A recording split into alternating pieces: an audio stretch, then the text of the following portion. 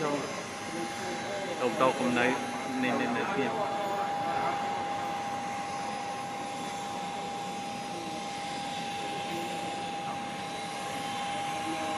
ឯកឧត្តមថាក់ស៊ីនស៊ីណាវ៉ាត្រាបានមកបំពេញទស្សនកិច្ចជាថ្មីម្ដងទៀតនៅព្រះរាជាណាចក្រកម្ពុជាឯកឧត្តមថាក់ស៊ីនស៊ីណាវ៉ាត្រាអតីតនាយករដ្ឋមន្ត្រីថៃបានអញ្ជើញមកដល់ព្រលានយន្តហោះអន្តរជាតិភ្នំពេញនៅវេលាម៉ោង 1:45 នាទីទៀបភ្លឺថ្ងៃទី17 ខែកញ្ញាឆ្នាំ 2011ដើម្បីបំពេញទស្សនកិច្ចជាច្រើនថ្ងៃនៅក្នុងព្រះរាជាណាចក្រកម្ពុជាក្នុងនាមឯកឧត្តមជាអ្នកសេដ្ឋកិច្ចមួយរូបឯកឧត្តមសុកអានឧបនាយករដ្ឋមន្ត្រីទទួលបន្ទុកទីស្តីការគណៈរដ្ឋមន្ត្រីបានអញ្ជើញជាកិត្តិយសទទួលស្វាគមន៍យ៉ាងកក់ក្ដៅដល់ដំណើរទស្សនកិច្ចរបស់ឯកឧត្តមថាក់ស៊ីនស៊ីណាវ៉ាត្រាដល់ទីកន្លែងផងដែរការអញ្ជើញមកដល់ព្រះរាជាណាចក្រកម្ពុជាភ្លាមនោះឯកឧត្តមថាក់ស៊ីនស៊ីណាវ៉ាត្រាមិនបានធ្វើអត្ថាធិប្បាយអ្វីឡើយចំពោះសំណួរអ្នកសារព័ត៌មានដែលបានតាមដានថតនិងយកព័ត៌មានដោយផ្ទាល់នៅឯព្រលានយន្តហោះអន្តរជាតិភ្នំពេញនោះទេប៉ុន្តែឯកឧត្តមថាក់ស៊ីនស៊ីណាវ៉ាត្រាបានមានប្រសាសន៍ជាភាសាអង់គ្លេសថា It's very warm បានន័យថាឯកឧត្តមមានការកក់ក្ដៅបំផុតនៅពេលដែលឯកឧត្តមបានមកកាន់ព្រះរាជាណាចក្រកម្ពុជានេះគឺជាចំណាប់អារម្មណ៍មួយរបស់ឯកឧត្តមអតីតនាយករដ្ឋមន្ត្រីថៃដែលបានមកកាន់ព្រះរាជាណាចក្រកម្ពុជាជាថ្មីបន្ទាប់ពីខកខានមកកាន់ប្រទេសនេះអស់រយៈពេលជាច្រើនខែកន្លងមកសូមបញ្ជាក់ថាដំណើរទស្សនកិច្ចរបស់ឯកឧត្តមថាក់ស៊ីនស៊ីណាវ៉ាត្រាមកកាន់ព្រះរាជាណាចក្រកម្ពុជាធ្វើឡើងតែមួយថ្ងៃក្រោយពីលោកជំទាវ យីងឡាក់ ស៊ីណាវ៉ាត្រានាយករដ្ឋមន្ត្រីថៃថ្មីនិងដែលជាប្អូនស្រីរបស់លោកមកបំពេញទស្សនកិច្ច5ម៉ោងនៅព្រះរាជាណាចក្រកម្ពុជាកាលពីថ្ងៃទី15ខែកញ្ញាឆ្នាំ2011យោងតាមប្រសាសន៍សម្ដេចអគ្គមហាសេនាបតីតេជោហ៊ុនសែននាយករដ្ឋមន្ត្រីនៃព្រះរាជាណាចក្រកម្ពុជាកាលពីពេលថ្មីកន្លងមកសម្ដេចតេជោបានថ្លែងថាឯកឧត្តមថាក់ស៊ីនស៊ីណាវ៉ាត្រានឹងមកធ្វើបទកថាដល់មន្ត្រីសេដ្ឋកិច្ចកម្ពុជានៅឧត្តមក្រុមប្រឹក្សាសេដ្ឋកិច្ចនៃព្រះរាជាណាចក្រកម្ពុជានៅល្ងាចថ្ងៃទី17ខែកញ្ញាឆ្នាំ2011ហើយនៅថ្ងៃទី18ខែកញ្ញាឆ្នាំ2011ឯកឧត្តមថាក់ស៊ីនស៊ីណាវ៉ាត្រានិងសម្ដេចអគ្គមហាសេនាបតីតេជោហ៊ុនសែននឹងធ្វើការចូលរួមប្រកួតកីឡាកូនហ្គោលជាមួយគ្នាកម្មវិធីជាបន្តឯកឧត្តមថាក់ស៊ីនស៊ីណាវ៉ាត្រានឹងចូលរួមក្នុងកិច្ចប្រជុំវេទិកាគណៈបកប្រជាធិបតេយ្យនិយមកណ្ដាលអន្តរជាតិនៅរាជបណ្ឌិតសភាកម្ពុជាដែលនៅទីនោះឯកឧត្តមនឹងធ្វើបទកថាដ៏ខ្លីមួយនិងទទួលការបំពាក់គ្រឿងឥស្សរិយយសមេដាយជាន់ខ្ពស់នៃព្រះរាជាណាចក្រកម្ពុជាផងដែរសូមបញ្ជាក់ថាឯកឧត្តមថាក់ស៊ីនស៊ីណាវ៉ាត្រាត្រូវបានព្រះមហាក្សត្រនៃព្រះរាជាណាចក្រកម្ពុជាតែងតាំងជាទីប្រឹក្សាផ្ទាល់សម្ដេចតេជោហ៊ុនសែននិងជាទីប្រឹក្សាសេដ្ឋកិច្ចនៃរាជរដ្ឋាភិបាលកម្ពុជាកាលពីថ្ងៃទី4ខែវិច្ឆិកាឆ្នាំ2009ប៉ុន្តែដល់ថ្ងៃទី23ខែសីហាឆ្នាំ2010ឯកឧត្តមថាក់ស៊ីនស៊ីណាវ៉ាត្រាបានលាលែងពីមុខតំណែងនេះដោយសារតែភាពមមាញឹកក្នុងតួនាទីរបស់ខ្លួនប៉ុន្តែក្រោយពីការតែងតាំងជាទីប្រឹក្សាសេដ្ឋកិច្ចរបស់កម្ពុជាឯកឧត្តមថាក់ស៊ីនស៊ីណាវ៉ាត្រាបានធ្វើដំណើរមកទស្សនកិច្ចប្រទេសកម្ពុជាផ្ដល់ចំណេះដឹងនិងបទពិសោធន៍ស្ដីពីសេដ្ឋកិច្ចដល់មន្ត្រីសេដ្ឋកិច្ចនៃព្រះរាជាណាចក្រកម្ពុជា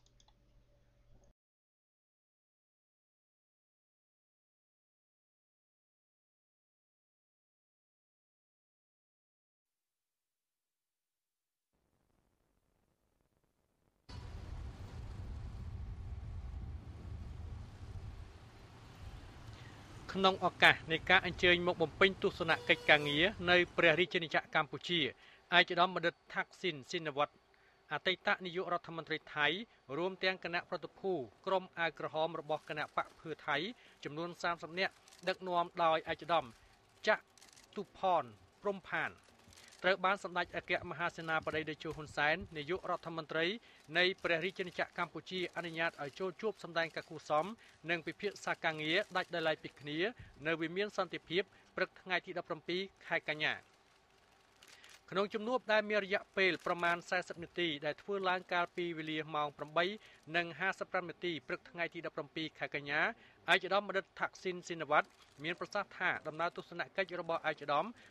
មកកាន់កម្ពុជានៅពេលនេះគឺជាការឆ្លើយតបតាមការអញ្ជើញពីឯកឧត្តមហ៊ូស៊ីដឺវេនេហ្សាជូនីជាប្រធានអង្គការគណៈបកប្រជាធិបតេយ្យកណ្ដាលប្រចាំតំបន់អាស៊ីប៉ាស៊ីហ្វិកហៅកាត់ថា KD និងតាមរយៈការអញ្ជើញពីរាជបណ្ឌិតសភាកម្ពុជាឯកឧត្តមមានប្រសាសន៍បន្តថាសម្រាប់ដំណើរទស្សនកិច្ចនេះឯកឧត្តមនឹងថ្លែងសន្ទរកថានៅក្នុងវេទិកានៃកិច្ចប្រជុំរបស់អង្គការ KD ដែលជាវេទិកាអន្តរជាតិស្ដីពីសតវត្ស អាស៊ីលើប្រធានបទបញ្ហាប្រឈមនិងក្តីសង្ឃឹមនិងការថ្លែងសន្ទរកថាពាក់ព័ន្ធទៅនឹងបញ្ហាសេដ្ឋកិច្ចឯកឧត្តមមានប្រសាសន៍បន្តថានៅក្នុងការថ្លែងសន្ទរកថាទាំងពីរនោះឯកឧត្តមនឹងបើកចំហឲ្យអ្នកចូលរួមទាំងឡាយសួរនៅរាល់សំណួរទាំងឡាយដែលពាក់ព័ន្ធនឹងបញ្ហាសេដ្ឋកិច្ចទាំងនៅក្នុងតំបន់អាស៊ីនិងនៅលើពិភពលោកដោយគ្នានឹងប្រសាសន៍លើកឡើងរបស់ឯកឧត្តមបណ្ឌិតថាក់ស៊ីនស៊ីនវ៉ាន់សម្ដេចអគ្គមហាសេនាបតីតេជោហ៊ុនសែនមានប្រសាសន៍ថារូបសម្ដេចមានការសប្បាយរីករាយយ៉ាងខ្លាំងនៅពេលដែលបានជួបមិត្តដ៏ល្អគឺជាវិក្កាមិននៅក្នុងវេទិកាដែលរៀបចំឡើងដោយអង្គការ KD និងរាជបណ្ឌិតសភាកម្ពុជាសម្ដេចតេជោក៏បានសម្ដែងនូវការវិតម្លៃខ្ពស់ចំពោះសន្តានចិត្តដ៏ល្អរបស់ឯកឧត្តមបណ្ឌិតថាក់ស៊ីនស៊ីនវ៉ាន់ដែលបានអញ្ជើញចូលរួមចែករំលែកបទពិសោធន៍និងជំនាញដល់វេទិកាដ៏មានសារៈសំខាន់ទាំងពីរនេះគួរបញ្ជាក់ដែរថាឯកឧត្តមបណ្ឌិតថាក់ស៊ីនស៊ីនវ៉ាន់អតីតនាយករដ្ឋមន្ត្រីថៃអញ្ជើញមកដល់ប្រទេសកម្ពុជាកាលពីវេលាម៉ោង 1:45 នាទីទៀបភ្លឺថ្ងៃទី17ខែកញ្ញាដោយគ្នានឹងដំណើរទស្សនកិច្ចរបស់គណៈប្រតិភូក្រុមអាវក្រហមរបស់គណៈបកភឿថៃដែលបានធ្វើដំណើរមកដល់ប្រទេសកម្ពុជាកាលពីថ្ងៃទី16កញ្ញានេះគឺជាដំណើរទស្សនកិច្ចលើកទី4របស់ឯកឧត្តមបណ្ឌិតថាក់ស៊ីនស៊ីនវ៉ាន់នៅកម្ពុជាដំណើរទស្សនកិច្ចនៅពេលនេះគឺធ្វើឡើង2ថ្ងៃក្រោយដំណើរបំពេញទស្សនកិច្ចផ្លូវការរបស់លោកជំទាវយីងឡាក់ស៊ីនវ៉ាន់នាយករដ្ឋមន្ត្រីនៃរាជាណាចក្រថៃត្រូវជាប្អូនស្រីបង្កើតរបស់ឯកឧត្តមបណ្ឌិតថាក់ស៊ីនមកកាន់ប្រទេសកម្ពុជាដែលបានធ្វើឡើងកាលពីថ្ងៃទី15ខែកញ្ញាឯកឧត្តមបណ្ឌិតថាក់ស៊ីនស៊ីនវ៉ាន់ត្រូវបានតែងតាំងជាទីប្រឹក្សាផ្ទាល់របស់សម្ដេចតេជោនាយករដ្ឋមន្ត្រីនិងជាទីប្រឹក្សាសេដ្ឋកិច្ចរបស់រាជរដ្ឋាភិបាលកម្ពុជាកាលពីថ្ងៃទី27ខែតុលាឆ្នាំ2009ក្រោយពីទទួលបាននៅមុខតំណែងដ៏ខ្ពង់ខ្ពស់នេះឯកឧត្តមបណ្ឌិតបានអញ្ជើញមកកាន់ប្រទេសកម្ពុជាចំនួន3លើកជាប់ៗគ្នាក្នុងនោះលើកទី1និងលើកទី2ក្នុងខែវិច្ឆិកានិងខែធ្នូឆ្នាំ2009និងលើកទី3នៅដើមខែមករាឆ្នាំ2010ដោយឡែកនៅថ្ងៃទី23ខែសីហាឆ្នាំ2010ឯកឧត្តមបណ្ឌិតថាក់ស៊ីនស៊ីនវ៉ាន់បានលាឈប់ពីទីប្រឹក្សាផ្ទាល់សម្ដេចតេជោនាយករដ្ឋមន្ត្រីនិងជាទីប្រឹក្សាសេដ្ឋកិច្ចរបស់រាជរដ្ឋាភិបាលកម្ពុជាដែលរៀបចំឡើងដោយសម្ដេចតេជោនាយករដ្ឋមន្ត្រីក្រោយពីមានភាពតានតឹងខាងនយោបាយនៃប្រទេសទាំងពីរកម្ពុជាថៃ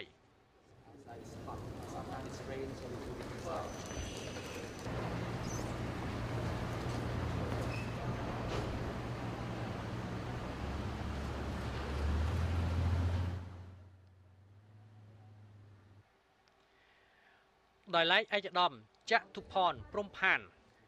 ដែលដឹកនាំគណៈប្រតិភូចំនួន30នាក់អញ្ជើញចូលជួបសម្ដែងការគូសមសម្ដេចតេជោនាយករដ្ឋមន្ត្រីមានប្រសាសន៍ថា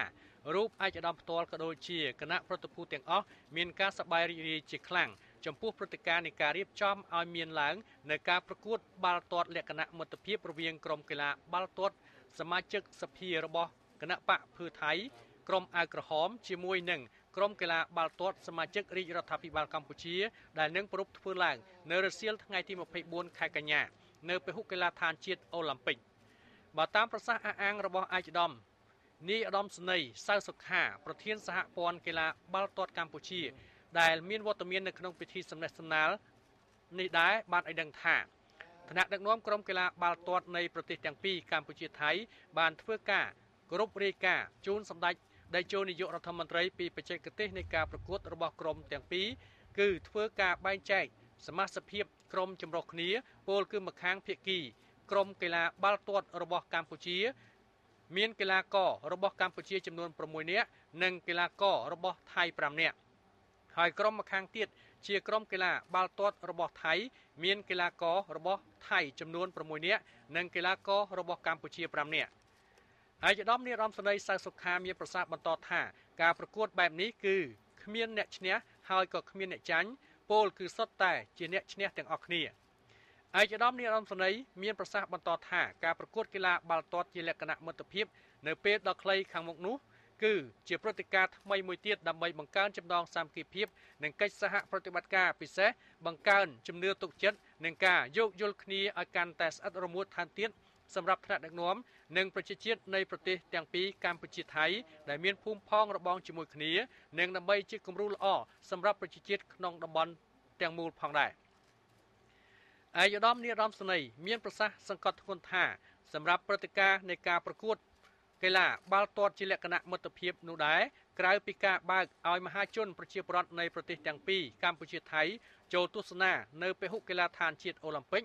នៅមានព្រឹត្តិការណ៍នៃការផ្សាយបន្តផ្ទាល់តាមកញ្ចក់ទូរទស្សន៍នានារបស់ប្រទេសកម្ពុជាដើម្បីឲ្យប្រជាពលរដ្ឋដែលមិនបានអញ្ជើញមកទស្សនាដោយផ្ទាល់អាចធ្វើការទស្សនាតាមកញ្ចក់ទូរទស្សន៍នៅតាមគេហដ្ឋានផងដែរ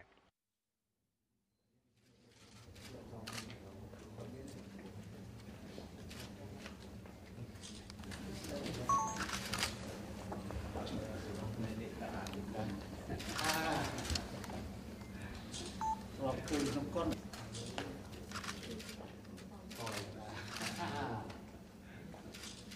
ដាក់ពីកនហ្នឹង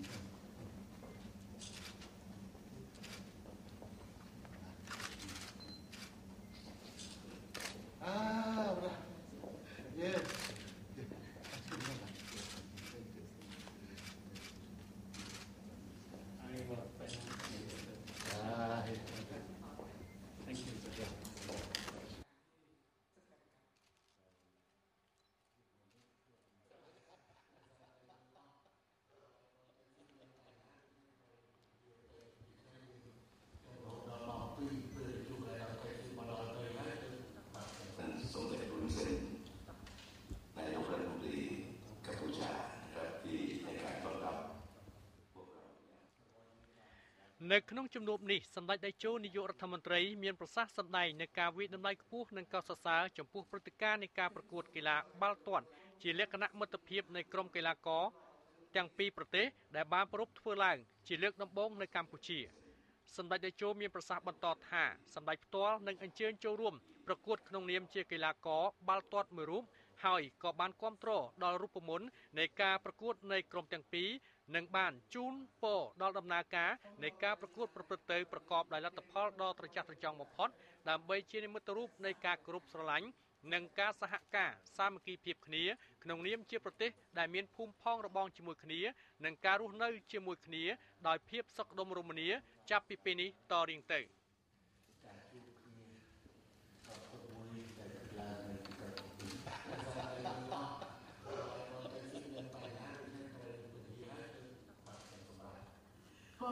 พอเคยมีกองทัพเสรีปัญหาที่หน่อยเขารอทั้ง